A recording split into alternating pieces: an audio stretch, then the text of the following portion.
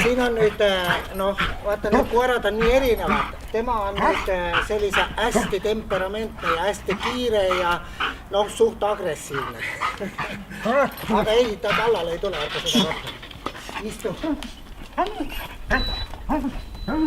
Kuna ta on nüüd pool päeva siin olnud ka aias sees, siis on tal see töötahe nii suur juures. Vaata, ma natukene jahutan ta maha kõigepealt. Nii. Lama. Kõrva. Kõrva.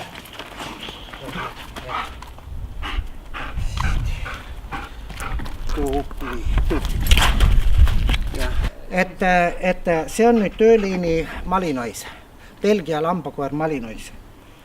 Ja tema omadused on siis nagu näituseliini koeraga võrreldes.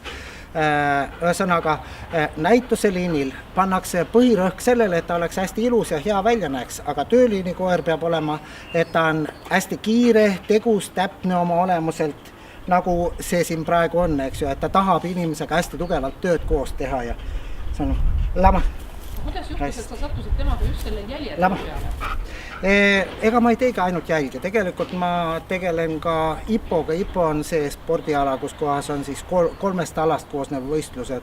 On jälg, kuulekus ja kaitse. Kaitse on siis see, kus imiteeritakse seda päti püüdmist. Ja noh... Mis tal kõige tublim? Millest ta kõige tublim on? Ütleme, et täpsuse poolest on ta kõige tublim jäljes praegu ikkagi.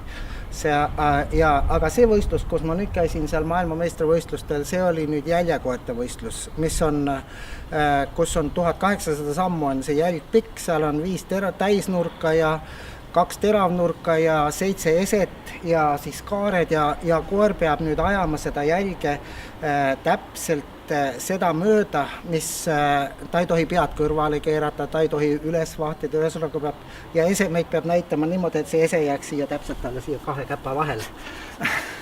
No ühesõnaga see on see spordiala, aga muidu kaitses ta on väga terav ja kiire ja võimas, aga noh, seal on meil veel harjutada vaja, sest ta temperament keeb natuke kohati üle, kuna nimi on ka siuke sähkavirta tulikuum. Ja siuke ta on ka kõrval.